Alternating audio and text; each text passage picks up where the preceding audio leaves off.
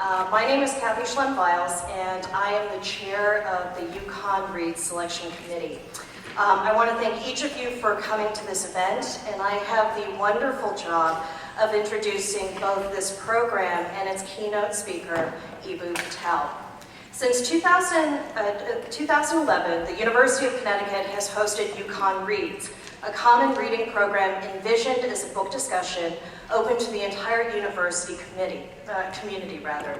An initiative begun by President Herbst, UConn Reads aims via its mission, vision statement to gather students, staff, alumni, faculty, and state citizens alike who share an interest and sense of pride in the university, who relish intelligent, respectful debate, and who can each bring their own individual perspectives and personal experiences to a thought-provoking and engaging discussion. Each year, the UConn Reads Selection Committee pursues a particular theme. Such a focus is intended to engender discussion, debate, and activity within and outside the traditional confines of the classroom. And before continuing, I do want to thank two individuals in particular who have been out front, Kathy McDermott and Brandon Murray, who have been instrumental in making sure this program goes off without a hitch. There are also a number of co-sponsors to this event, as evidenced by the poster, so it is truly a campus event. Situated adjacent to a contemporary terrain marked by heated debates over refugee asylum, travel bans, and immigration policy, it is more than fitting that we as a selection committee and university community contemplate the ongoing relevance of religion in America, which is this year's UConn Reads theme. Given the current state of America's religious landscape, it is equally apt that this year's UConn Reads selection is Eboo Patel's Sacred Ground: Pluralism, Prejudice, and the Promise of America. After the initial call for nominations was issued last March, the committee received a number of very strong recommendations from the UConn community, and Sacred Ground was chosen after much deliberation. Dr. Patel is the founder and president of the Interfaith Youth Corps, a Chicago-based nonprofit committed to making interfaith cooperation a social norm by engendering faith-oriented action campaigns and dialogues. Most recently, Dr. Patel served as a member of President Barack Obama's inaugural Advisory Council on Faith-Based Neighborhood Partnerships. In addition to Sacred Ground, Dr. Patel is author of Acts of Faith, The Story of an American Muslim, The Struggle for the Soul of a Generation, and Building the Interfaith Youth Movement Beyond Dialogue to Action. To be sure, Sacred Ground is both timely and urgent insofar as it provocatively engages both America's present and its challenging, America's past rather, and its challenging present. Beginning with the increased animosity toward Muslim Americans and situated within the context of post-9/11 public discourse, Dr. Patel deconstructs the politics of Islamophobia by insisting that such religious-based discrimination militates against core American ideals and values. From George Washington to Martin Luther King, Jr., Dr. Patel explores U.S. history and American pluralism through the actions of such interfaith leaders. He likewise attends to their lessons and interfaith activism in order to offer a more hopeful way forward in an admittedly complicated and convoluted contemporary moment. As this brief description underscores Sacred Ground's contemplation of spiritual pluralism, anti-religious prejudice, and national promise is more than relevant right now. And without further delay, please help me welcome Dr. Eboo Patel to UConn.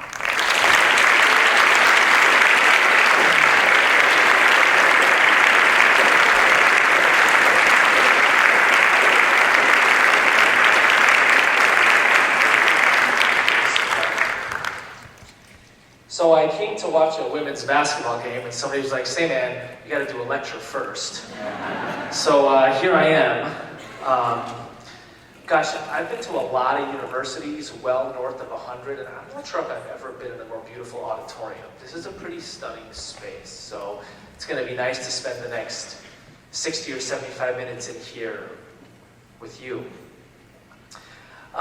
So for those of you who are familiar with the book Sacred Ground, to be honest, I thought that I had written it for a particular moment in time, kind of got a bunch of things off my chest, we were living in this kind of crazy spasm of Islamophobia in the summer of 2010, this movement that emerged and that, for whatever reason, wanted to block what could best be described as a Muslim YMCA in Lower Manhattan that was going to have a set of programs and facilities to serve the larger community. And I thought, I'm going to get this off my chest, I'm going to write this book, and then I'll move on, and America will move on.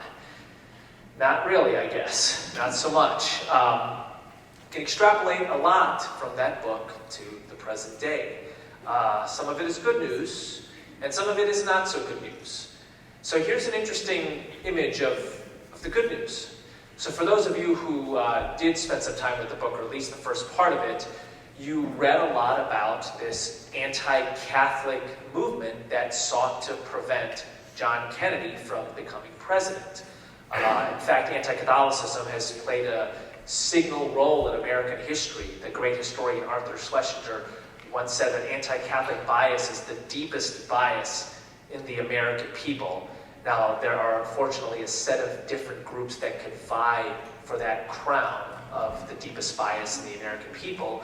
But to think that a religious community like Catholics, which incidentally right now, Americans, according to Pew, Gallup, and other religious surveys, view as a community that they feel the warmest to of any other religious community in the country, to think that the bias against them was so large at one point to qualify for perhaps the deepest in American history is kind of stunning. So I couldn't help thinking about this movement to prevent Kennedy from becoming president, and this fear that they raised that if this guy, who was not a particularly observant Catholic, for anybody who knows anything about Kennedy, won the presidency, the Pope would descend on the White House and the flag of the Vatican would fly in Washington, D.C. This was the great fear.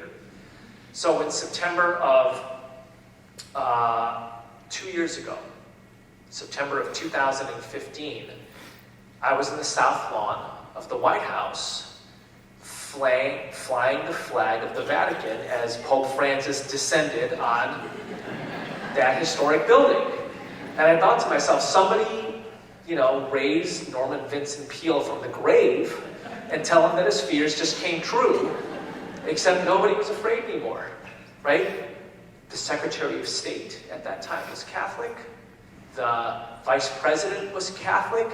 6 of 9 until Scalia died, Supreme Court justices were. This was the nightmare. This was, quote unquote, Romanism taking over America. And here it had happened. And mostly people seemed quite grateful for the contributions of the Catholic community. America changes. America changes. Right? And one of the ways America has changed is that the movement that, frankly, has been growing since 2001, that is not an organic movement by any means, that is funded by tens of millions of dollars from a small group of funders that some people have called the industry of Islamophobia. They would prefer for you to believe that when you hear the word Muslim, you want to see terrorist instead of hear the word Muslim and think my doctor, my cab driver, the guy who designed the Sears Tower and the John Hancock Building, the greatest athlete in the American 20th century, Muhammad Ali.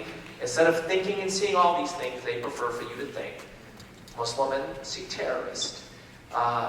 That movement, this is not an exaggeration. I cannot believe it is coming out of my mouth. It's in the White House. It's in the White House. It's making policy. That's not an exaggeration. That's just a fact. And honestly, it could drive you crazy. For those of us who believe in, Ronald Reagan's idea of America as a city on a hill. It's been a long time since I've quoted Ronald Reagan. I've taken the quote again recently.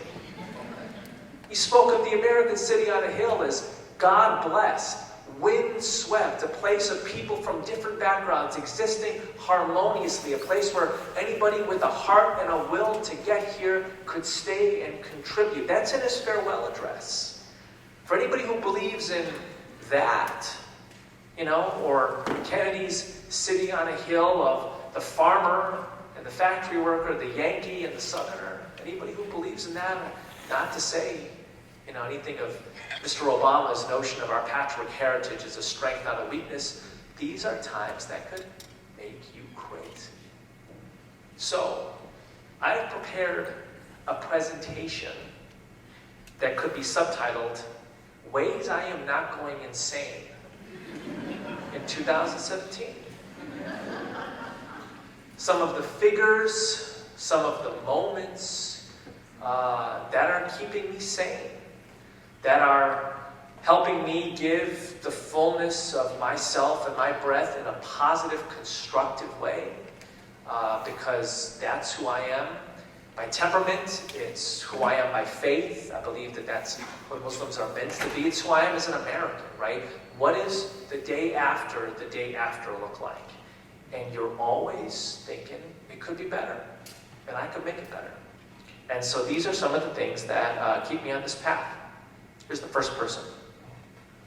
Anybody recognize her? Father Joe, you recognize her? It's Dorothy Day.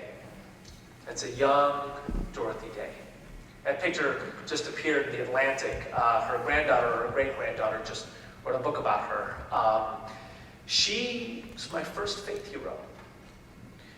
When I, was a teenager, I just kind of dropped. I just thought that religion was boring. Didn't think it was sinister or negative. I just thought it was boring, and I just kind of detached for a while. Until somebody said to me, have you ever heard of Dorothy Day and the Catholic Worker Movement? And I started reading Dorothy Day.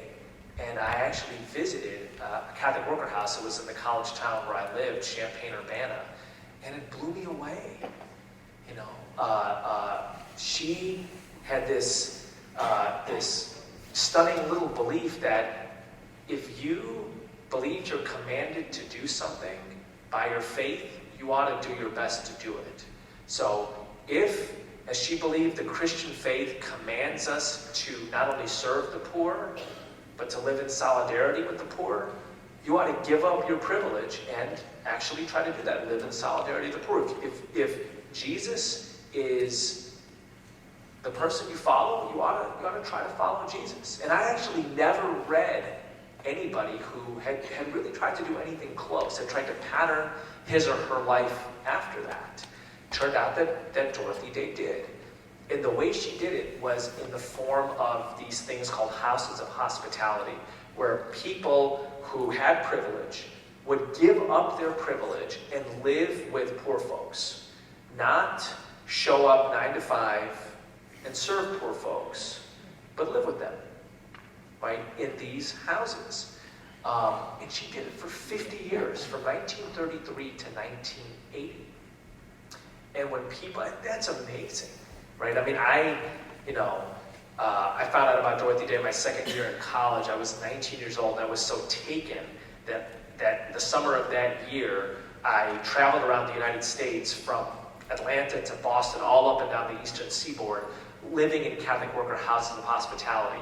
My dad was like, we immigrated from India for this. What happened to Yale Law School?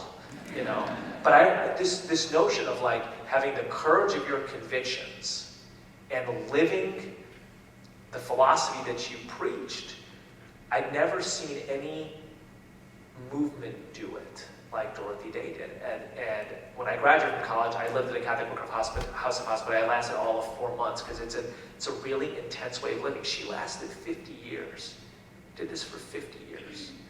And when people asked her, why are you doing this? Her response is, I want to create spaces where it is easier for people to be good. It's a profound line. I want to create spaces where it is easier for people to be good.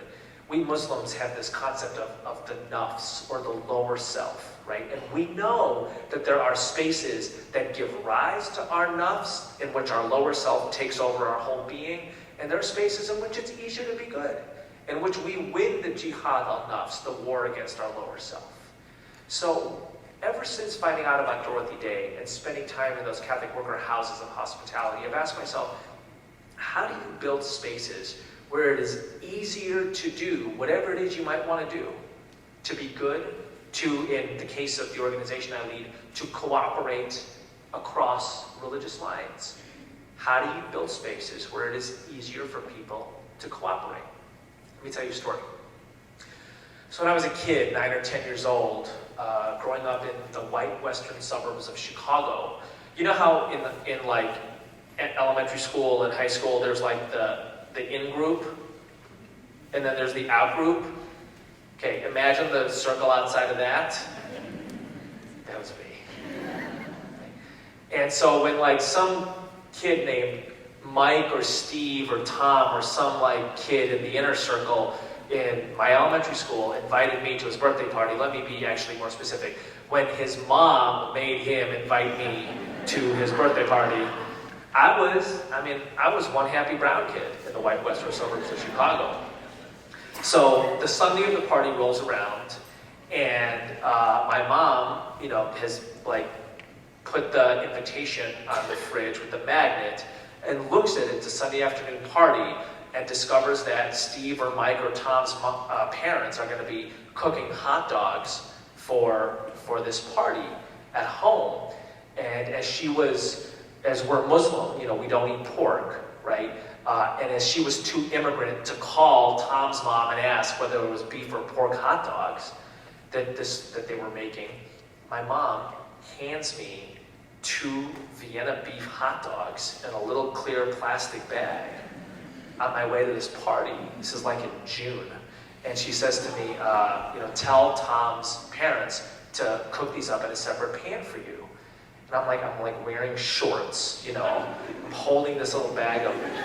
And I'm looking at my mom, and my first thing I say is, I'm like, first you named me Eboo. And now, I'm taking my own hot dogs. Are you crazy? Do you know how inelegant it is to attempt to hide 2 hot dogs on your body when you're 9 years old and you've got shorts on in June? This is not a fun situation, right? But I'm like a good Muslim kid, and I go to this party, and somehow I hide these hot dogs, and we play duck, duck, goose, and whatever at first, and then time comes for food, and I manage to sneak into the kitchen without, I think, anybody seeing me, and I kind of find a dark corner in the kitchen so as to make my foray towards the stove and ask Steve or Mike or Tom's parents to, tell them I have special hot dogs. How weird can you be, right? And lo and behold, there's this other kid in this dark corner.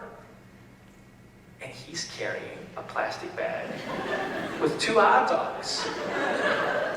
And I'm like, say man, are you Muslim? He's like, no man, my name is Chaim, I'm Jewish. I'm like, I don't care what you are, dude, you and me are gonna be friends.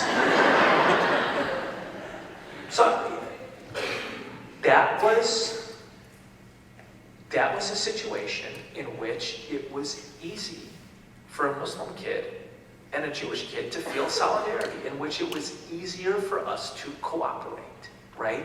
What we had in common was really prominent, really salient at that moment. And it kind of sounds a little bit after school specialish to say this, but my best friends have been Jewish ever since I was 9 years old, right? My immediate association and inclination towards Jewish folks is, you and me have a lot in common. We're going to be friends. Do you not remember the dark corner at Tom's birthday party?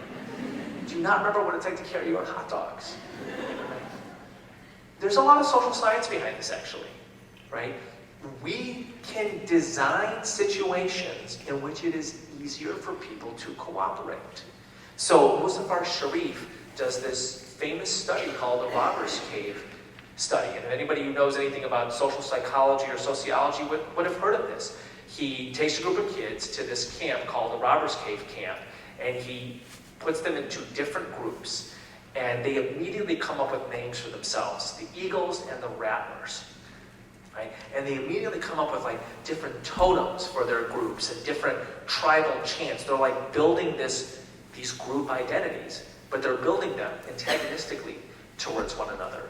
And then Sharif and his social psychology crew basically designs a set of things within the summer camp that are meant to further the antagonism between the Eagles and the Rattlers. So for example, they have the kids do hard work all day, and then they say there's going to be a pizza party. They tell the Rattlers it's going to be at 5:30, and the Eagles that it's going to be at 6. So what do you think has happened to all the pizza by the time the Eagles show up at 6? And what do you think happens between the Eagles and the Rattlers at that point? Right? So they create this set of situations that foments tension between these two groups, and they have to break up fights. I mean, it's ugly. These are like 12 and 13-year-old boys they're dealing with who have created these antagonistic group identities. And then the following week, they create a set of situations which literally undoes the antagonism and creates a whole camp sense of identity. So for example, they make it so that the truck that goes to the swimming hole runs off the road into a ditch, and the only way to get the truck out of the ditch is for all the boys to help. A set of activity that creates wider camp solidarity. It's a famous experiment in social psychology, but it comes down to something really simple.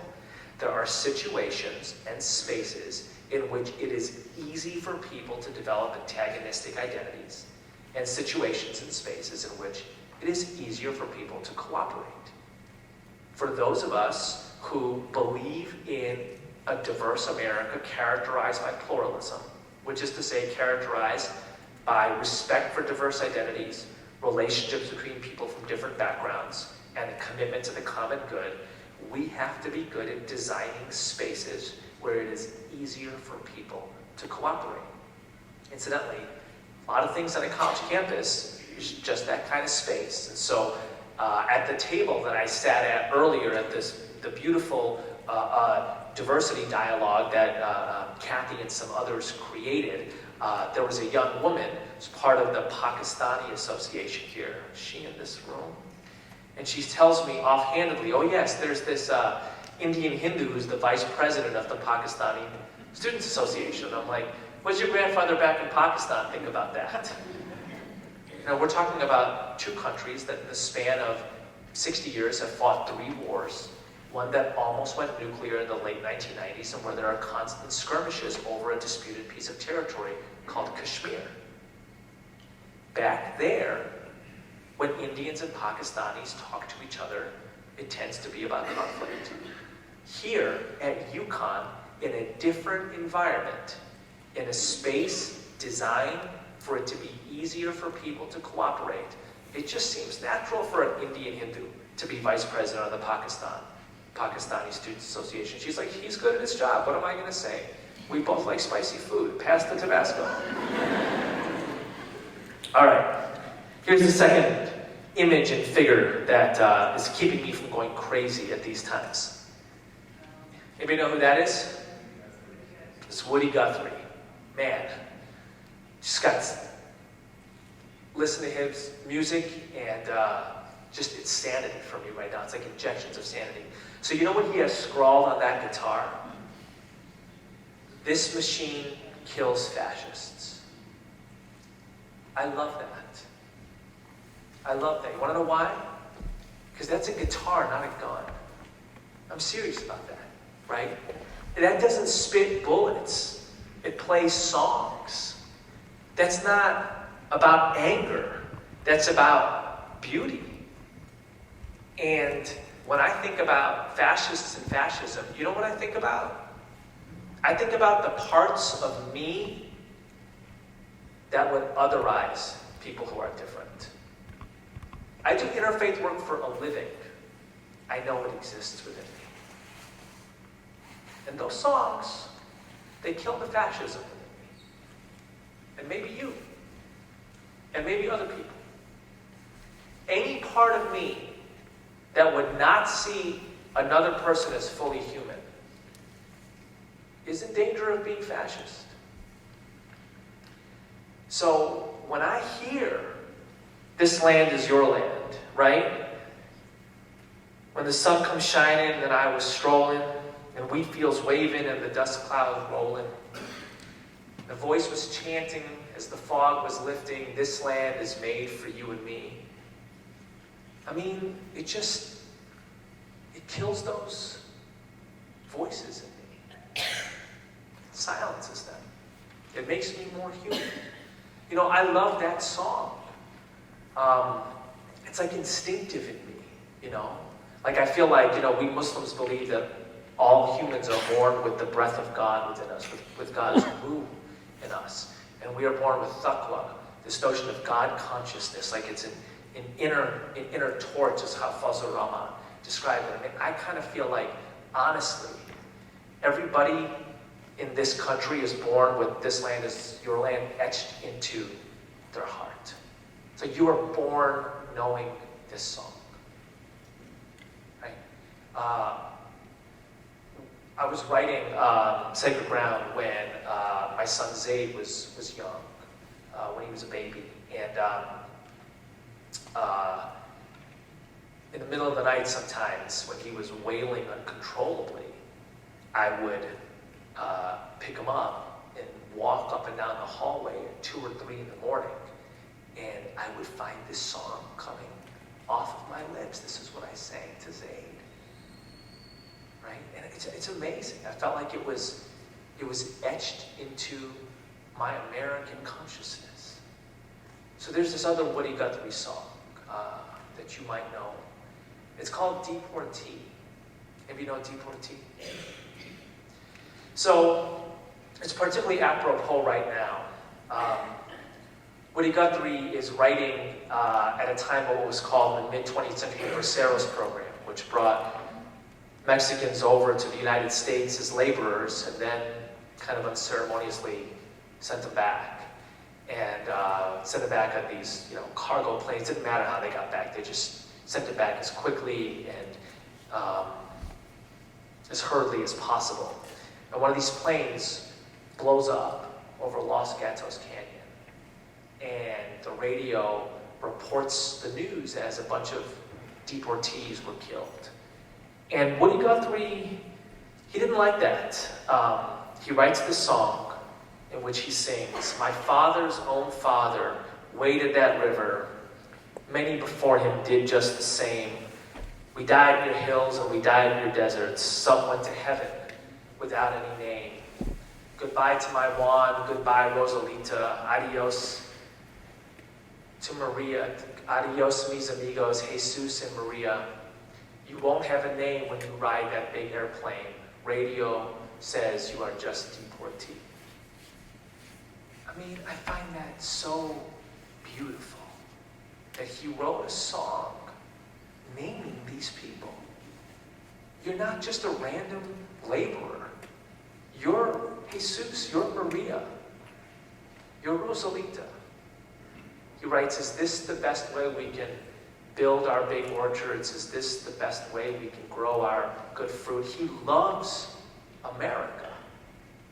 And he looked upon these people as contributors. He was basically saying, I don't care what your papers say. If you're here and you're contributing, then you belong to this country and it belongs to you. But he's holding a guitar and not a gun. And he's playing songs and not spitting anger. That's how fascism gets killed or silenced. That's how we allay our own nafs and maybe the nafs in our country, the broader forces, by being more beautiful, by singing better songs. So those are familiar figures. And it's become familiar to see them together, right? But honestly, just like it is strange now to think of a time in U.S. history, which was not that long ago, where Catholics were viewed as un-American, a danger to the country, a Trojan horse. It's not that long ago that a deep intellectual and spiritual partnership between an African-American Baptist from the Deep South and a Hindu from India would have been unthinkable. It was actually the case for a lot of people in King's time. And yet King makes this association, not personally, because Gandhi had been dead for several years after King was coming of age, but across time and space. It's actually quite a beautiful story how it comes about. It happens in Philadelphia, where I'm going to be next week, in the year 1950. It's at a place called Fellowship House, which is a Quaker meeting house in Philadelphia. A great African-American scholar, the president of Howard University, a guy named Mordecai Johnson, is giving a talk titled Christian Love. And young Martin Luther King Jr., who's 21 years old at the time, is in seminary at Crozier Theological Seminary in Pennsylvania, and he makes the trip to Philadelphia. He wants to go see this great black intellectual talk about Christian love. And Johnson uses, as the signal example of Christian love in this speech, the story of a Hindu from India, Mahatma Gandhi. And I think a lot, what must young Martin Luther King Jr. have been thinking at the time? I mean, he's an African-American Baptist from Atlanta studying for the ministry. He's grown up in an almost entirely black Baptist Southern milieu. His dad's a Baptist preacher, his granddad's a Baptist preacher, his great-granddad's a Baptist preacher. He goes to church frequently at Ebenezer Baptist Church in Atlanta, where his dad is the pastor. He goes to Morehouse College, African-American Baptist college, and he grows up almost entirely within this milieu, right? And here he is, listening to Mordecai Johnson say that the most Christ-like person in the 20th century is this Hindu guy from India. I mean, one would not blame young Martin Luther King Jr. in the year 1950, remember, just getting up, turning around, and walking out. And instead, King has a very different idea, right? He basically says, what can I learn from this person? What he's particularly taken by is Gandhi's understanding of nonviolence. King had always taken nonviolence to be something that you do between friends or family. Of course, it was the ethic of Jesus, but it was only meant for your smallest, most intimate circles. I mean, who could imagine it at a national or international level? Who could imagine it as the core of a social reform movement? But of course, Gandhi could and did, and put it into practice over decades, first in South Africa and then in India. And King, as he listened to this, took it seriously, even though Gandhi's core religious text was not the Bible. It was the Bhagavad Gita, a central text from the Hindu tradition. And I have this image of King back at Crozier Theological Seminary, sitting in the library, a stack of books on Gandhi on his left, and a stack of books on Christianity on his right. Rauschenbusch and Tillich and the Bible. He's thinking to himself, what is it that I can take from Gandhi's understanding of Hinduism and read into my ethic of Christianity? And 5 years later, when King is pastor of Dexter Avenue Baptist Church in Montgomery, Alabama, and Rosa Parks refuses to give up her seat on that faithful bus, and E.D. Nixon and Ralph Abernathy approach King and ask him if he would be head of the Montgomery Improvement Association, that's when King thinks to himself, we are going to go Gandhi in this town. We're going to put this Gandhian notion of satyagraha into action in Montgomery. You know, the way we are taught about the Montgomery bus boycott in American high schools is something like this. Rosa Parks was tired one day, didn't really feel like getting up, and then God dropped Martin Luther King Jr. from heaven, and then he waved a magic wand, and then we elected Barack Obama, and then racism was over. You know? Yeah, so no, it wasn't like that. It's not like that. They marched to work for 380 days. Think about that, right? Like finals week feels long, right? Think about marching to work for 380 days for the right to sit front to back on the buses of one provincial city in the American South. When they finally won, a journalist in Montgomery says to King, Reverend King, I mean, honestly, Such a high price for such a small victory. And people had died in that time. King had been arrested himself. His home had been firebombed. He didn't know if his wife and baby were alive when he heard the news. This is in the land before cell phones. He had to be driven to his house, walk into his own kitchen to find his wife and baby alive. People had committed suicide. The intensity was so great. It was the perfect opportunity for King to say, yeah, too high a price for too small a victory. Instead, what he says is, this is not the time for revenge. This is the time for reconciliation. This is the time for redemption. This is the time to build the beloved community.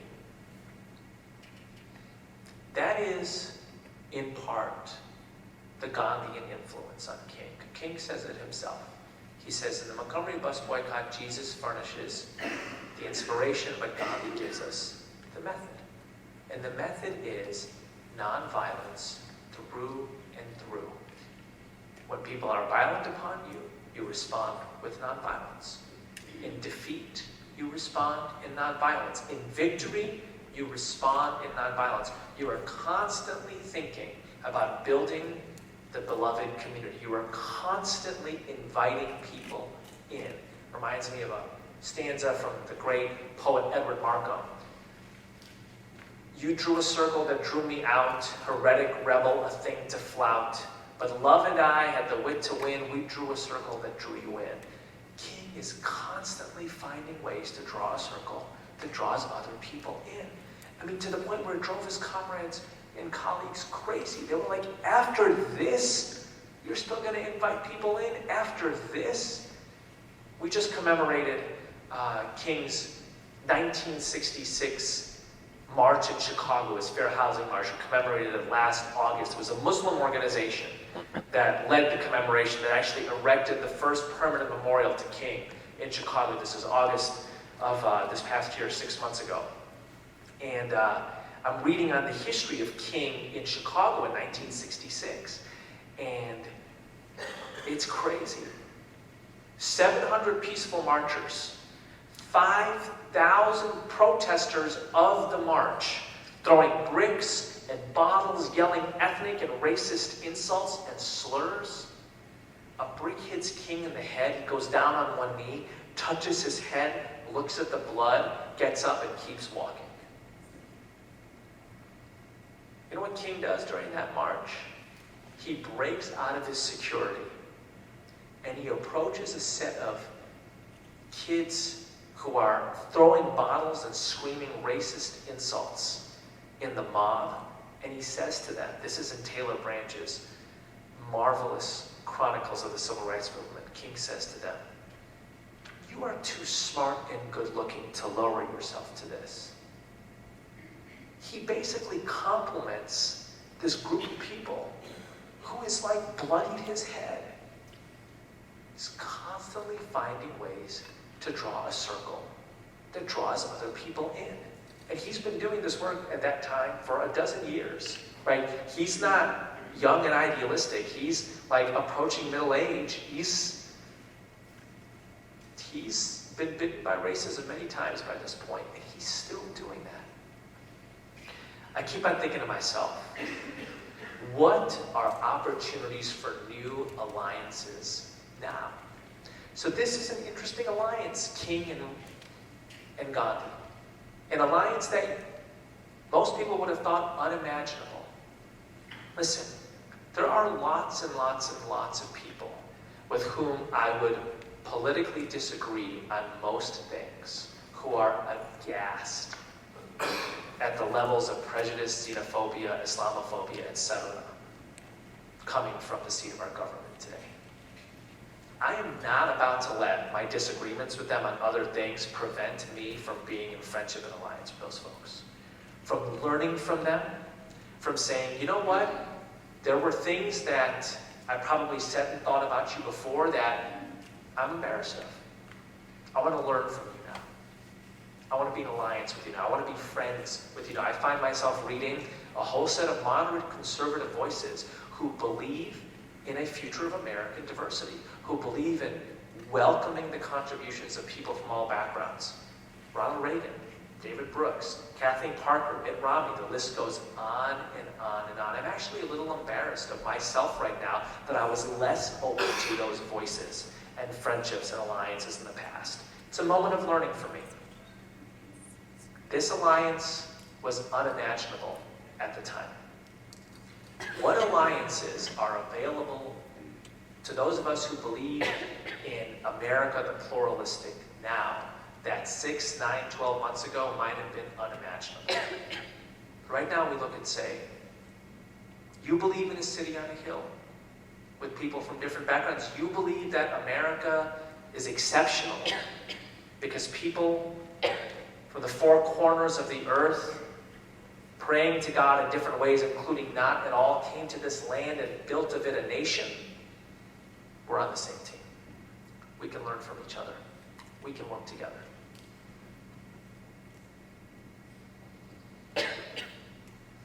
It's the Kaaba during the Hajj. It's probably over 1 million people worshiping the one God, Allah, which in Arabic simply means the God. Arab Christians pray to Allah because it just means God. We Muslims believe that that was built by prophets Abraham and his son Ishmael to help us worship one God. And there's a story about Muslim pilgrimages that I've reflected on a lot recently. It's the story of Rasulullah, the messenger of God, Prophet Muhammad, may the peace and blessings of God be upon him, in the year 628. It's the story of the Treaty of Hudaybiyah. So, we Muslims believe that a merchant named Muhammad receives revelation, God's word, through the angel Gabriel, the same angel who intercessed with the Virgin Mary, the birth of Jesus. That same angel grips the Prophet Muhammad in a cave in Mount Hira in the year 610, and the first words of the Quran come pouring from his lips. Religion in which monotheism and mercy, the belief in one God and mercy to all others, is central. And that Muhammad begins his mission in the city of Mecca. And that mission of monotheism and mercy actually challenges a set of entrenched interests in Mecca, centered largely in a powerful tribe called the Quraysh. And the Quraysh run the Prophet Muhammad out of Mecca in the year 622 in a signal Muslim moment called the Hijra, in which Muhammad travels from Mecca to the city of Yathrib, later named Medina, meaning the city of the Prophet. And between 622 and 628, the growing Muslim community in Medina is involved in 3 battles with the Quraysh tribe, this aggressive tribe who wants to quash the Muslims in Mecca, attacking Medina. In 628, the Prophet Muhammad does something remarkable. He says to his followers, we are going to do the Umrah, the lesser pilgrimage. This is the pilgrimage to Mecca, the circumambulations around the Kaaba when it is not Hajj time, during the other 355 days of the year. The Hajj period lasts about 10 days. We're going to do this. And the job of the Quraysh is to be the guardians of the Kaaba and Mecca, such that pilgrims from all over the Hijaz can come, which is basically the Arabian Peninsula, can come and do the pilgrimage. And so they're dramatically taken aback. This is actually far more remarkable than any battle maneuver. This group of Muslims donning the white cloth of traditional pilgrims and riding their camels to Mecca to do the pilgrimage. They don't know what to do. Muhammad leads these 700 to a little roundabout point outside of Mecca called Hudaybiyah and camps there and makes it clear that they intend to do the pilgrimage, and they believe that the Quraysh should fulfill their role as guardians of the Kaaba and allow them to do the pilgrimage. Of course, the Quraysh don't want to do that, but neither can they attack the Muslims. So they send one of their leaders, a guy named Abu Sufyan, to be involved in negotiations.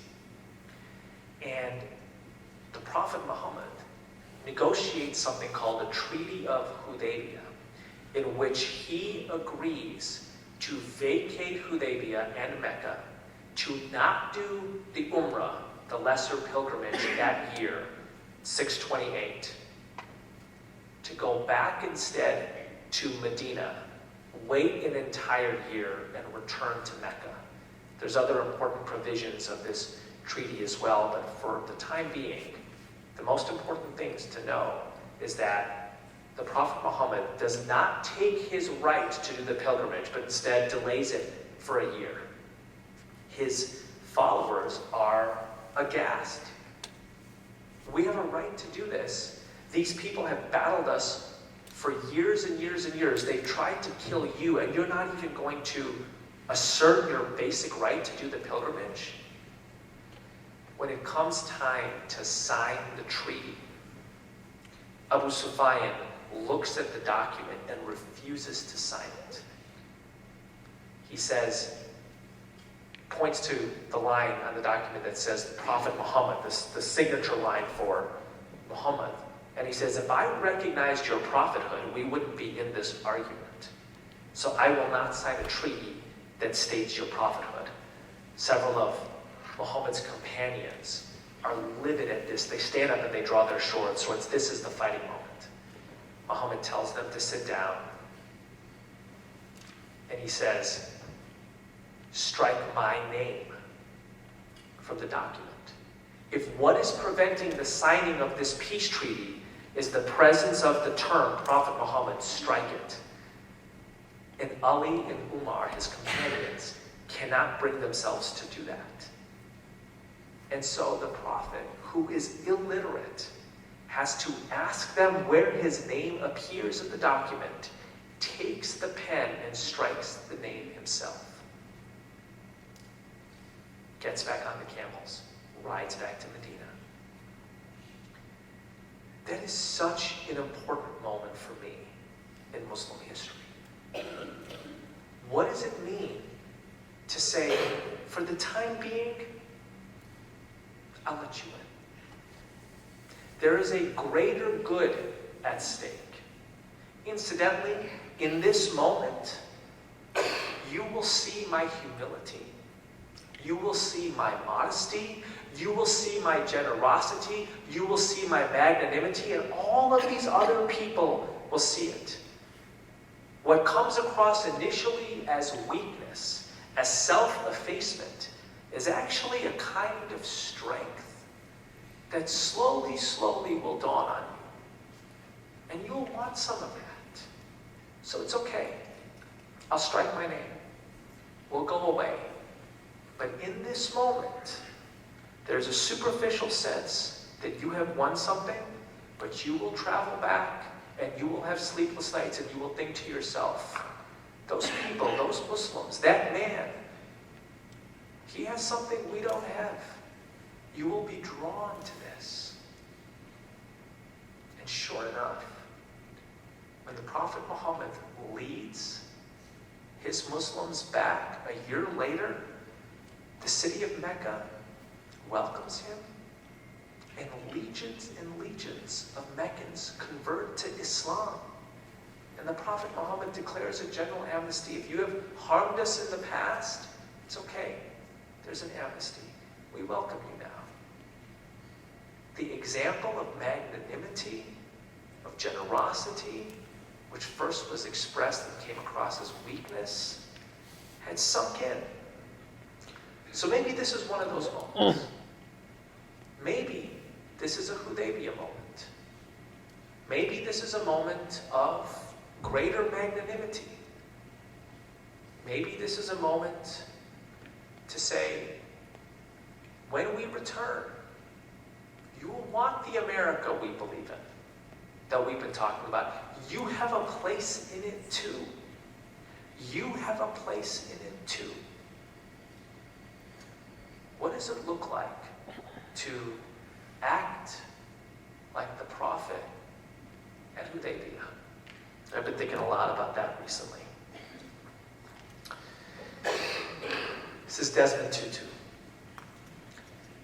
Jim Wallace, the founder of Sojourners, one of the great Christian, religious American voices of our time, has this story of Desmond Tutu when he was Archbishop of Cape Town in the apartheid years.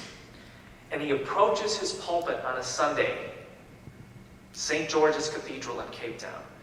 And he looks out at his congregation and he realizes that they look nervous. Something is different and new. And he keeps on looking around. And there are people in the audience in his congregation who are not normally a part of the community. And he looks closer. And he recognizes them as members of the South African Security Police. Security police in the apartheid era did not like multiracial, multicultural, multi-religious spaces. And they were on to Archbishop Tutu and what was happening at St. George's. And they had shown up to just basically say, we are keeping our eye on you. I mean, imagine COINTELPRO times 100. That's the South African Security Police. And Desmond Tutu, like in that moment, had a choice to make. He couldn't ignore these folks, nor did he really want to make the sermon he was preaching about them. So he preaches his sermon, which is a sermon that, he would typically preach on the message of Jesus and the possibility of South Africa. And then towards the end, he leans into the pulpit and he says, we have some visitors today you may have noticed. And I simply want to say that the St. George's congregation, this community of God, welcomes the members of the South African Security Police who have come to worship with us this morning and have chosen to join the winning side.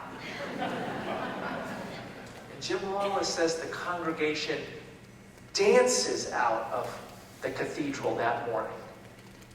And a few smiles perhaps crack upon the lips of some of the members of the South African Security Police. I mean, they probably have a sense that apartheid is untenable.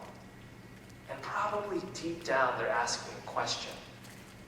When the new world comes, will your boot be on my throat?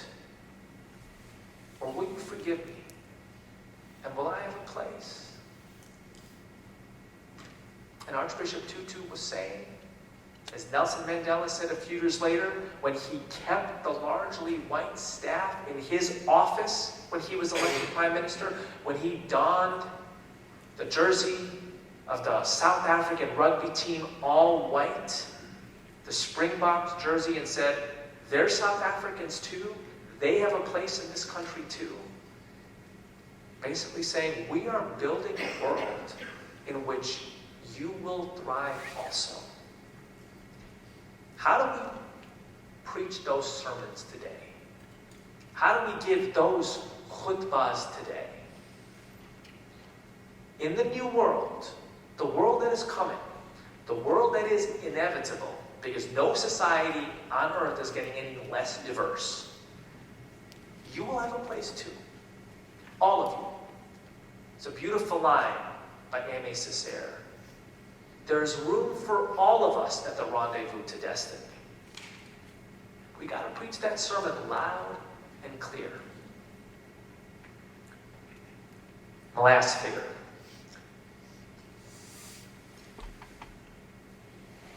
It's a less good picture.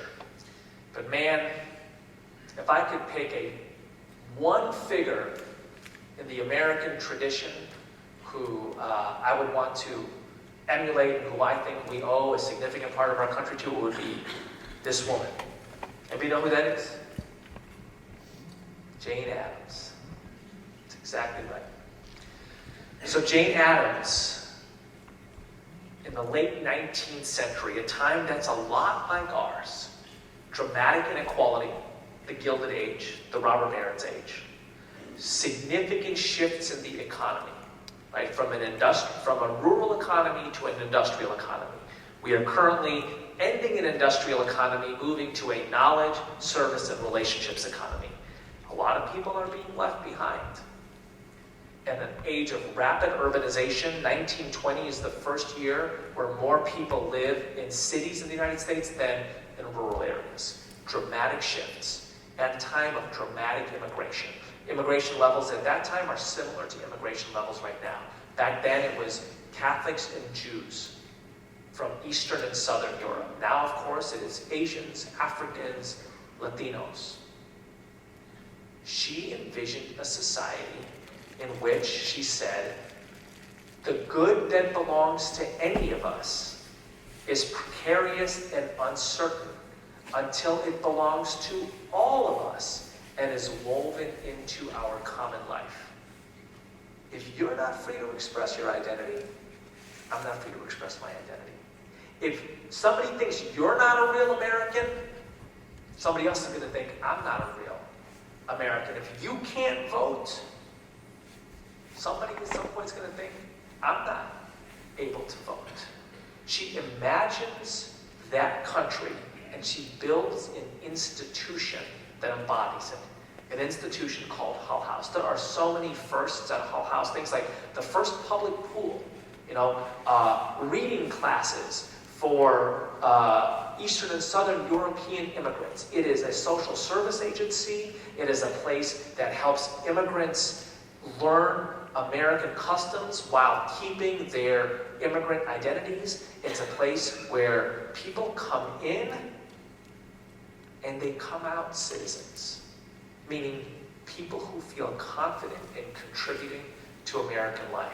She imagined a nation at a time of flux and change, at a time of racism and ugliness and xenophobia, and she built an institution to that called Hull House. You know what I think the closest things to Hull House are today? Universities. Places that gather people from a range of different backgrounds. Places that affirm people's individual and communal identities while building a broader sense of diverse community. Places that have respect, relationship, and the common good woven into their DNA. Places that believe in a new America where all of us belong and all of us become leaders. That's why I love, every time I turn around at UConn over the past 8 hours today, I had some student coming up to me and telling me about the new student association they're forming.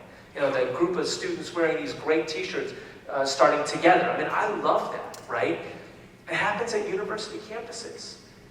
That's America. It's places that bring together people from a range of backgrounds and say you can be proud of your identity.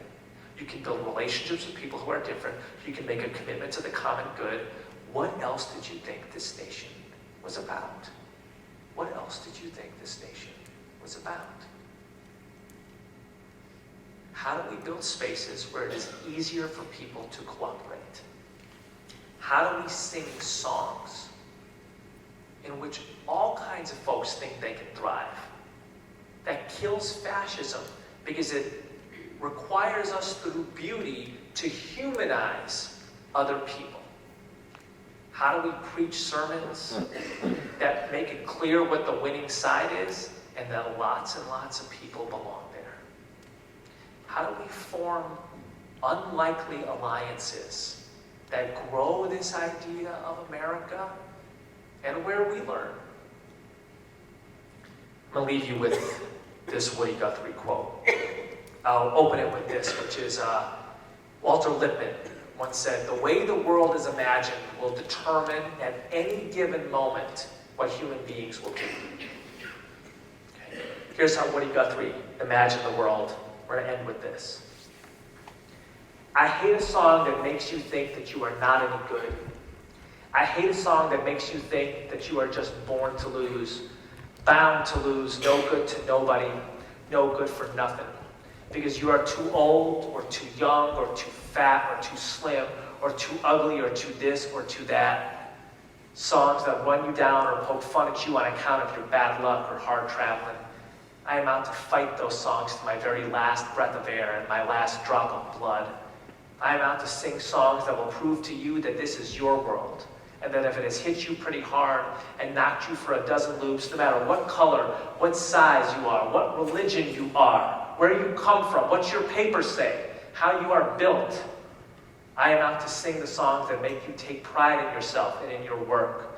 I could hire out to the other side, sing the songs that knock you down still farther, but I decided a long time ago that I'd starve to death before I'd sing any such songs as that. That's America. That is Islam. That is us. Jazakallahu, may God give you goodness. Thank you.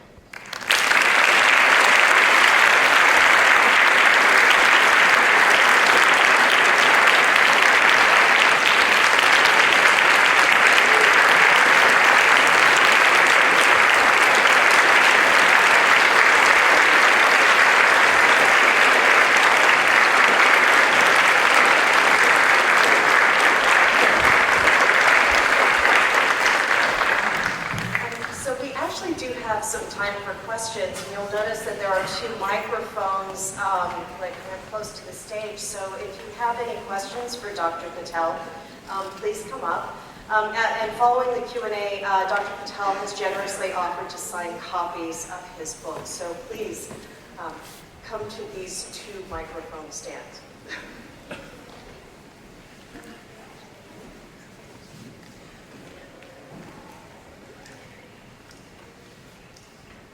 Nobody?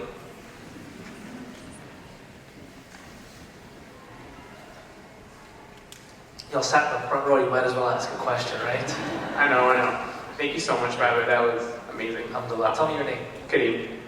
Assalamu alaikum. Walaikum assalam. So, growing up also in a very white town in suburbia, and coming to UConn, there's like always that battle between my home and my Islamic faith, and in what ways I could do to introduce people to Islam as a human and who I am, and not the Islam on the Fox News. So, as an individual who I'm sure has gone through that, how do you approach those waters? Thank you. Yeah, that's a great question. So, my work and my emphasis is on what I would call the civic realm, right? So, while I am a deeply believing Muslim myself, that dimension of the faith I don't feel personally compelled to share. Other people might. It's not my thing. And so what I am interested in is in America that recognizes Muslims as the positively contributing element that they are and that they have always been. Right? So, to that end, I am much less likely to say, here are the 5 pillars of Islam, although I think that's important. It's just not my thing. I'm much more likely to say, you do realize that we wouldn't have skyscrapers if it wasn't for this guy named Fazlur Rahman Khan, who is a Bangladeshi Muslim who designed the tubular structures that became the Sears Tower and the John Hancock Building. Right? So, like, our landscape has been built by Muslims. And you do realize that America's most important sports icon in the 20th century was a Muslim boxer named Muhammad Ali. Not to mention, like, this cat named Kareem Abdul-Jabbar, who is easily in the top 5 of any NBA player, right? It's very hard to tell the history of American hip-hop without Muslims, without, Mos Def and others. I play Black on Both Sides for my kids. This great late 90s album by Mos Def. And I'm like, listen closely. What's he saying in the opening of this album? My 96-year-old lean in, they're like, oh my God, that's Bismillah ar-Rahman ar-Rahim. I'm like, yeah, that's right. That's the first words that Mos Def breathes on that album are Bismillah ar-Rahman ar-Rahim, right? I mean, Atlantic Records, which brought to America everybody from Ray Charles to the Rolling Stones, the guy who founded it is a Muslim guy. Right? I mean, so in other words, these are the significant contributions of Muslims to America. So, in the quote-unquote Muslim ban, the 7 majority Muslim countries that the executive order the Trump administration's executive order banned, right? Iran, Iraq, Sudan, et cetera, et cetera. Do you know how many people from those countries, the pretext of that Muslim ban was a security pretext. We want to prevent potential terrorists from coming in. In fact, that was the title of the ban, of the executive order. Do you know how many people from those countries have committed domestic terrorist attacks in the United States in the past 40 years? 0. Do you know how many doctors there are who trace their national origin back to those countries in the United States? 15,000. New York Times article. That stat comes from a firm called Medicus, which keeps track of these things. Incidentally, 42% of the physicians practicing in rural areas of the United States are foreign-born. In other words, those doctors are very likely to be the doctor 10 miles from here. Muslims contribute to this country, right? My friend Amir Hussein just published this great book, Muslims in the Making of America. The first line of the book is, there has never been an America without Muslims. You want to know why? Because probably around 20% of the slaves ripped off the west coast of Africa. Let me rephrase that. The human beings ripped off the west coast of Africa in the 17th and 18th centuries and brought to the United States were Muslim. So George Washington has deeds, slave deeds, that say Fatima and Little Fatima. That's probably the wrong spelling of Fatima and Fatima's daughter. The given names of 2 female slaves who were very likely Muslim working at Mount Vernon. There has never been an America without Muslims.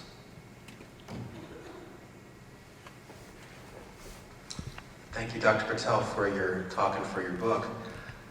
In your book, you talk about the importance of interfaith work for achieving pluralism as opposed to diversity. You make a distinction there. And as I'm sure you're aware, one of the biggest groups in terms of religious affiliation are the unaffiliated. So my question is, what is the role of the unaffiliated in the interfaith work that you're doing? What is the role of agnostics and atheists in the interfaith work that you envision? Yeah, so that's a great question. The answer is straightforward, which is it's the same as the role of anybody else.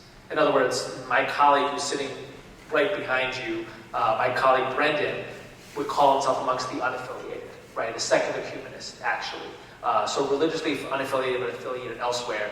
And at a staff of 45 people at Interfaith Youth Corps, probably 25% of our staff would call themselves either secular humanist, agnostic, atheist, or unaffiliated. And I would say it's probably similar demographics amongst the various student populations that we work with. And so we treat the unaffiliated folks the same way that we would treat evangelical Christians or Orthodox Jews or progressive Muslims or conservative Muslims, which is you are a student or a faculty member or a college president involved in interfaith work. You seek to develop the knowledge and skills to build spaces where it is easier for people to cooperate. Whatever your particular faith or philosophical inspiration might be for that, we welcome it, and let's learn together. Yes, just like to reiterate my colleagues' thanks for your talk. It was great to be inspired in a moment when sometimes it feels as though there's nothing that can be done. I wanted to ask you about your current thinking on where you draw the line in terms of alliances. Having read some of your work over the years, it seems that you've changed your mind somewhat on that, and I know more recently you said you draw the line at the KKK. Where are you now, and how have you got there? How do you decide who it is safe to make alliances with and who it might not be? Right. So I think my kind of colorful line on that is that generally speaking, I'm interested in talking to a wide range of people in a polite, reciprocal manner. I am not interested in buying a cupcake from the KKK bake sale. I don't care where the proceeds are going to. So that's where I would draw that line as far as, but that would be the circle of civil discourse, right? And I believe that basically the vast majority of people in the country probably up to the line of the KKK, are within what political philosophers would call the circle of civil discourse. I think the circle of alliances is probably smaller than the circle of civil discourse, but I am interested in talking to anybody within the circle of civil discourse. I might leave that conversation and say, I'm not really interested in going any further with you as far as partnership or even friendship goes, but I'm happy to have this conversation. I will not draw you out of the circle of conversation. Incidentally, the KKK is probably within the legal circle of discourse, right? I think that the legal circle of discourse in the United States is really wide. Basically, the only thing outside of that is hate speech, right? Or shouting fire in a crowded theater. And hate speech is even on the line in many cases. Within that is the circle of civil discourse, which are the people that I would talk to and not boycott. Just on the other side of the line of that is the KKK. I would say that a couple of years ago, I would have been less forward in terms of building. Right now, if I got an invitation to go speak at the American Enterprise Institute, I would happily take it. Right? What I would call the world of responsible, moderate conservatism, I would personally put George W. Bush there, David Brooks, Ross Douthat, Kathleen Parker. That doesn't mean I agree on many things. It just means I consider it people with ideas who I might disagree with, but still come from somewhere that I would respect and that I could learn from. And, I mean, I sat there on election night thinking, there are lots of things about this country I don't know, and I have not been curious enough. Right? And that is an abdication of citizenship. That doesn't mean that I think I'm wrong about lots of things. I just haven't been curious enough. My circles have just been too narrow, right? My echo chamber has been too loud with only a select group of voices. And it's time to expand those circles.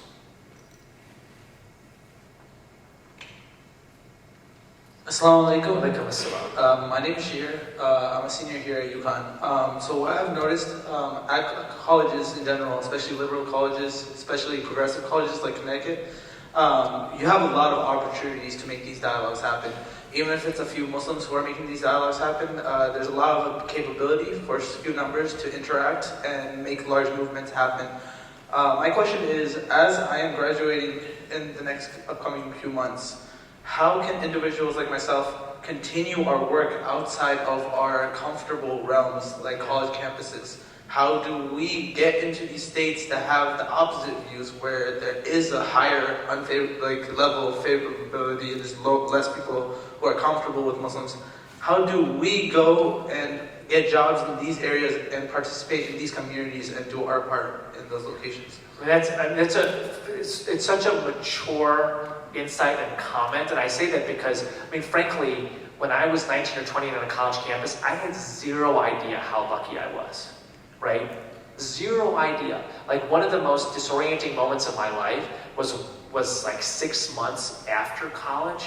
I woke up and I'm like, something feels so wrong and I can't quite put my finger on it, and finally it occurred to me, where are all the people telling me how great my idea is? Oh yeah. It's not natural. There's a bunch of people like Sydney paid on a college campus to do that, right?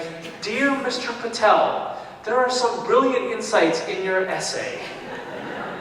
I thought that was just the world. It's actually not. It's actually just being an undergraduate on a college campus. So bravo to you for realizing that.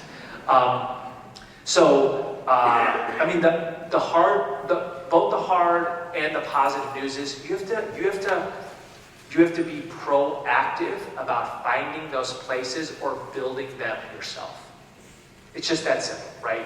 You have to recognize, and that's why, a lot of this talk was about that. How do you expose yourself to the songs that help you believe that this is your world, right? And how do you sing those songs to other folks? Maybe it's the masjid, maybe it's something else for you, right? How do you participate in spaces where it is easier for you to be good, where it is easier for you to cooperate, where it is easier for you to do whatever you want to do, right? How do you build those spaces? I mean, honestly, in large part, myself and a couple of other people started Interfaith Youth Corps because we wanted that for ourselves. That's what I love about the Catholic Worker Movement. Dorothy Day was honest. She was like, I started this because I needed it. Because I know how hard it is to be good. So I needed a community that helped me follow Jesus, right? I needed a community that helped me live out the generosity and cooperation at the heart of Islam in a way that was respectful and knowledgeable about other religious traditions. IFYC in a lot of ways starts as a community, and then we become an organization. So how do you find those spaces? How do you contribute to those spaces? If necessary, how do you build those spaces? Here's the really good news. There's a country that was built on that ethic. It's called America, right? I mean, seriously. This country was built by people who were like, so this institution doesn't exist, this thing called Hull House doesn't exist, how do we build it? This place called UConn doesn't exist, how do we build it, right? I mean, de Tocqueville, when he comes here in the 1830s, the thing that blows him away about this country is he's like, Americans keep on starting things. They just keep, if there isn't a library, somebody will just build a library.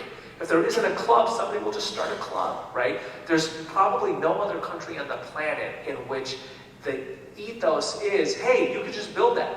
You walk into your public library, you're like, I want to start a reading group on reading literature about American Muslims. And 9 out of 10 times, the librarian will be like, great, where were you 5 years ago when I wanted to do that? But let's do it now. Right? So you live, broadly speaking, in a civic environment that's conducive to that, but it does require work. And I think the beautiful thing about a college campus is if you did this stuff here, if you participated in MSA or Together or the Salam Initiative, which I heard about, you probably started at these things, right? But you practiced for the public, right? You practiced. This was your place of practicing. You built the muscles for that. And now you go out and you do it for the rest of us. Alhamdulillah. Jazakallah khair. Good office. Amazing speech, by the way. Didn't read the book. Professor at Memphis loved it. Nice confession, by the way. Nice confession. Slid that in there. You got to be honest. That's nice. There's just one issue I was thinking of, what situation I was in. What do you do in a circumstance where you're with? It's always hard to explain this. You're with a minority of a group that, for instance, does not represent the whole, but just shows one partial aspect that's just very negative, that will show the media. In one situation, I was with a friend, he's very religious, came back from the mosque. I was sitting with him. I'm, still in my yampa. He had 7 other friends from the mosque, all hanging out, we're eating. Lovely moment. The only issue is, though, at one point, one of his friends says something to me that was, very, anti-Semitic, very negative in that nature, and I was just taken back. I was like, what? How could this happen? You're friends with my friend, also very pious, religious. Doesn't matter, what group. I was just like, how could this happen?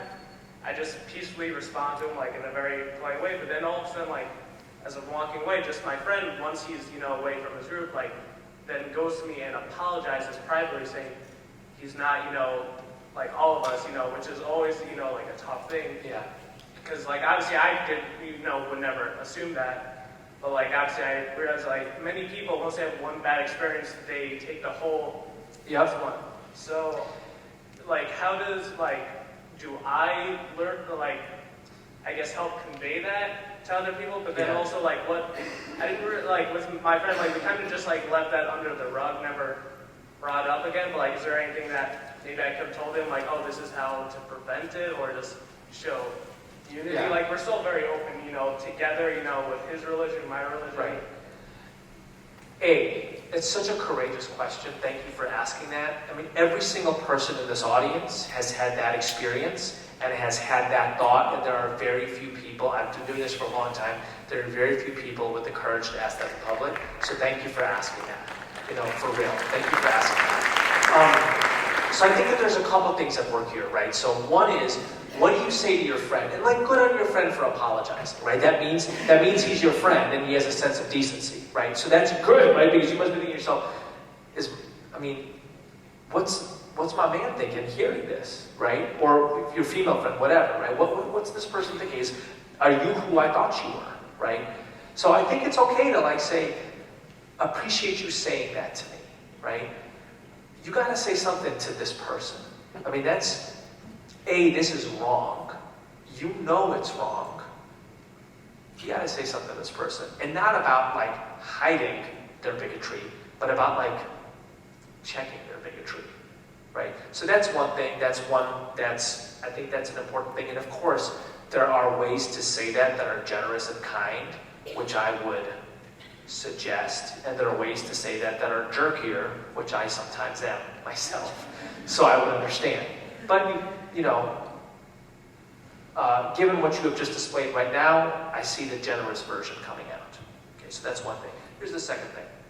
You've put your finger on a hugely important set of concepts in psychology, which actually won the Nobel Prize in Economics, right? And there's actually a big new book about it called The Undoing Project by Michael Lewis on the two psychologists who come up with these set of concepts. Their names are Amos Tversky and Daniel Kahneman. Tversky dies some years back. Kahneman wins the Nobel Prize in Economics. And part of what they talk about is the danger of representation bias and of availability bias. Okay? So representation bias, it kind of is what it sounds like, but they say human beings have a propensity for encountering some elements of a given category and generalizing to that whole category. So they do a whole set of studies on this, and they actually show that it's woven into we are hardwired for this, right? They call it our system one, our kind of automatic system. We automatically think when we meet somebody who is part of some group and they act in a certain way, our brains automatically go to that represents the whole group.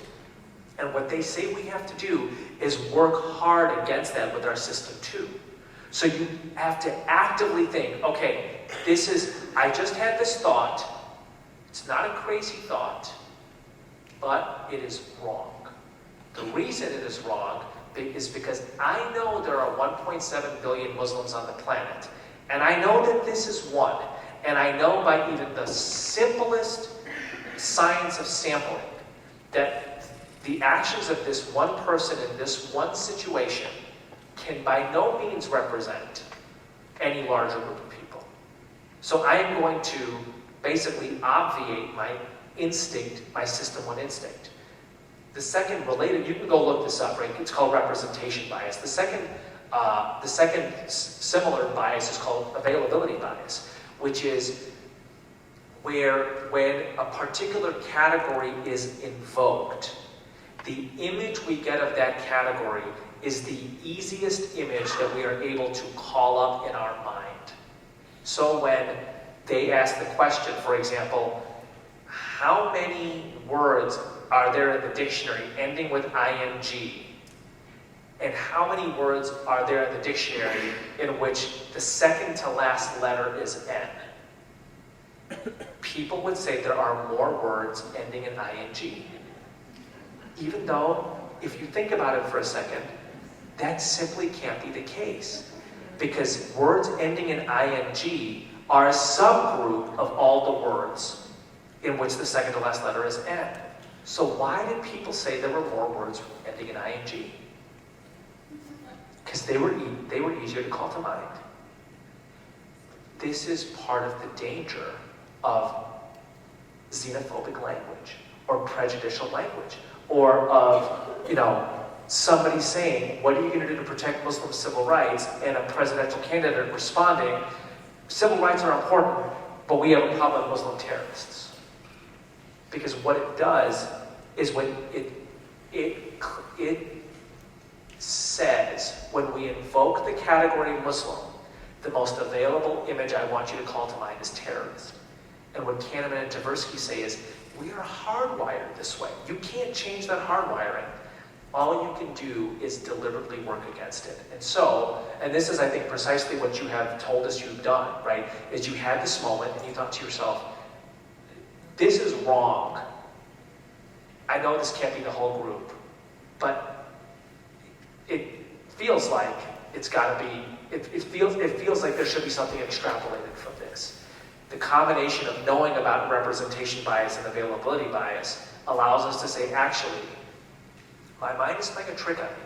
It's fine, I'm hardwired this way, this is the way psychology works, but I know this cannot logically be the case, so I will isolate this ugly incident, and it was ugly to this particular person at this particular moment, right? I think that those psychological concepts are really important for us right now, because particularly given the rhetoric right now, it is almost as if the people using the rhetoric have read this science and know if we continue to advance the archetype of the immigrant criminal,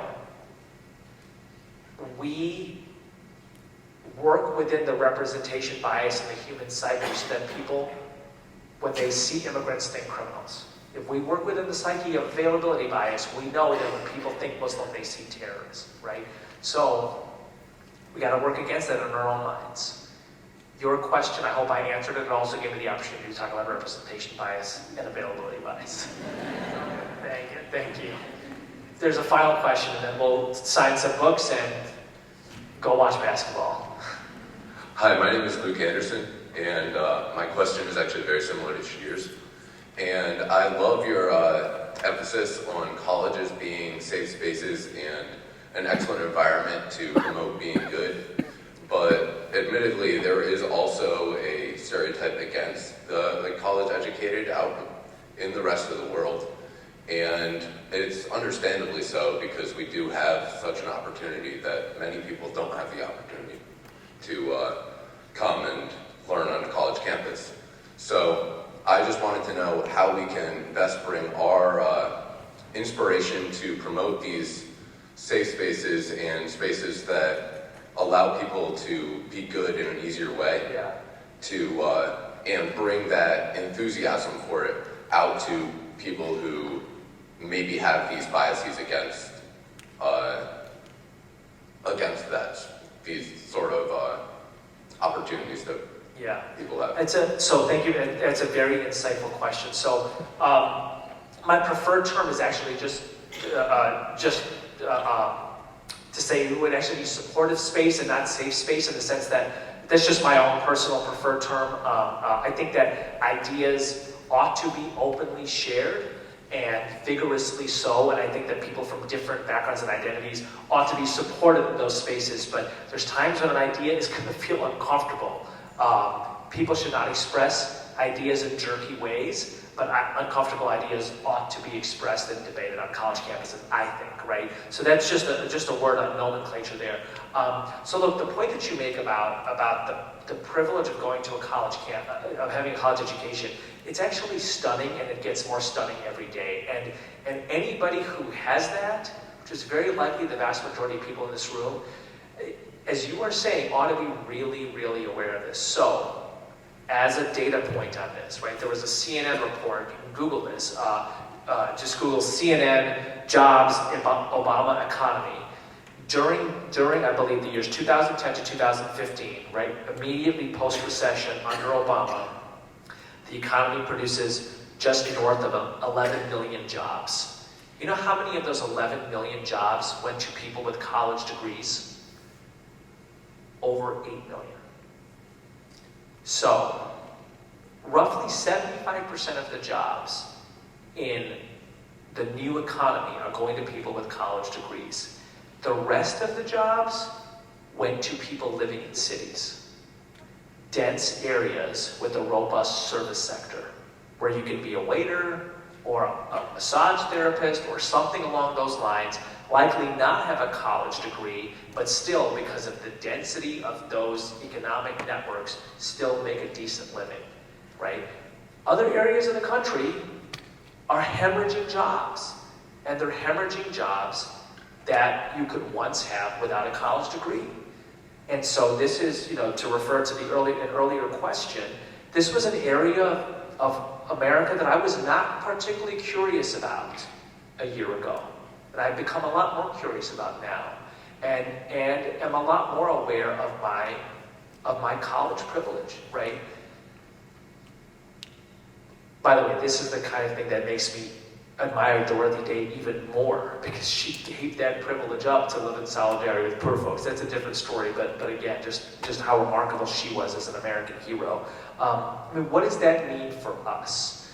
I think part of what it means is, how do we both imagine a world in our songs, in our sermons, in our poetry, in our language, in which everybody thrives, in which we don't use language that makes some people feel left out or dumb or on the other side of the line, right? And what does it mean for the businesses and institutions we build? So I look around at my organization and I think to myself, could we be doing more in an employment crunch? Right? I have not thought about that a lot until the last 6 months. But do those of us who have a leg up in an urbanized knowledge and relationships and service economy, are there ways that we can not only imagine a world, but build a set of institutions in which people, it's easier to be employed? Right? I think that's part of the reimagining and the rebuilding that needs to happen. I don't think there are any easy answers, but I think the kind of question you asked and leaning into that, and those of us with privilege and a modicum of power saying, I'm going to take this responsibility on myself, I'm going to do my part, I think is really important. So listen, I'm so honored you all took the time with this book and you all took the time to, yes? Sure.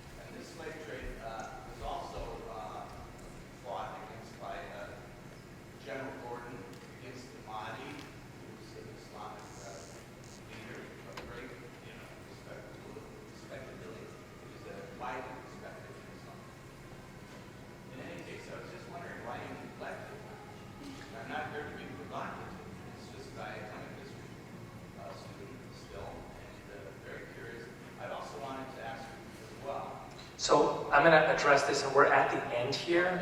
So let me just say, wherever slavery has existed or does exist, it is sinful. And whether you pray in Latin or in Greek or in English or in Arabic, anything that feels like, looks like, resembles slavery is sinful, and it's just that simple. And so if I neglected to talk about this within Muslim context, it's only because this was a talk largely about the United States, where it's practiced in Muslim context. It's absolutely sinful, and it has been. It is not, in my view, a part of the prophetic legacy. And the Prophet Muhammad, may the peace and blessings of God be upon him. What do you say to radical Muslims like the blind sheikhs like we just died recently in jail about their radical belief that the Hadith, the second sacred book of Islam, as well as the Torah and both prescribe and recommend the murder of apostates as well as non-believers to the faith? Yeah. So, my understanding of Islam follows a set of scholars and leaders from Khalid Abu al-Fadl to Dr. Omar Abdullah, from the Aga Khan to Warthdin Muhammad to Fazl Rahman, who have suggested that central values in Islam, like mercy, are ways in which the entire text ought to be read. There is actually a large and authoritative interpretive tradition in which to understand a variety of these things. That doesn't mean it's not a problem, and that doesn't mean that it's not practiced somewhere, but it is there are mechanisms within the tradition that bring it back to its core of mercy and monotheism. To suggest that there are dimensions of the Muslim world that are not radical right now or extremist is simply to be factually wrong. I am not interested in defending those people. I'm interested in reducing their numbers as quickly and efficiently as possible. To suggest that they come out of the core of the tradition, and which is not what you're suggesting, and I appreciate that, but for those who suggest that they come out of the core of the tradition, seems to me to A, get the tradition wrong, and it's 1,400 years of interpretation, but B, also to effectively affirm the views of those extremists, and I'm against those extremists. And so I'm interested in lifting up dimensions of the tradition which have long been viewed as mainstream, which have animated life and thriving for hundreds of millions of people on over 100 countries for many, many generations. So that doesn't mean that there isn't a lot of work to do. I by no means want to overlook everything from slavery to violence and extremism within the tradition that I love, or within the community of people who call themselves Muslims, some of whom commit those acts. I only want to say that it is not the central part of the tradition. So I'll end actually with a line from the Quran, which I do think embodies the central part of the tradition. And I'll tell a quick story with it in closing, which is, I told the story of Hudaybiyah, right? The Prophet Muhammad going as a pilgrim to Mecca in the year 628, and signing this treaty in which he's not allowed to do the Umrah that year, and instead agrees to go back and wait a year. So there's a story that Karen Armstrong tells in her beautiful biography of the Prophet Muhammad, that when he comes back to Mecca the following year, and he's leading his caravans to do the Umrah, he can see ahead on the road that there's a dog and her pups in the road, and he diverts the caravans to go around them so as not to disturb or hurt or kill this dog and her pups. And there's a line in the Quran that, for me, exemplifies the virtue that he exhibits in that moment. It's when God says to the Prophet Muhammad in the Quran, calls him Rahmatul Alameen. You are a special mercy upon all the worlds, right? And this is what I say to my kids, right? You are meant to be a special mercy upon all the worlds. Not just any mercy, not just to one group of people, a special mercy upon all the worlds. A lot of what we see by people who call themselves Muslims is not that right now. That doesn't mean that that is not the North Star of the tradition and the center of the tradition and something that we should all strive for. Thank you very much.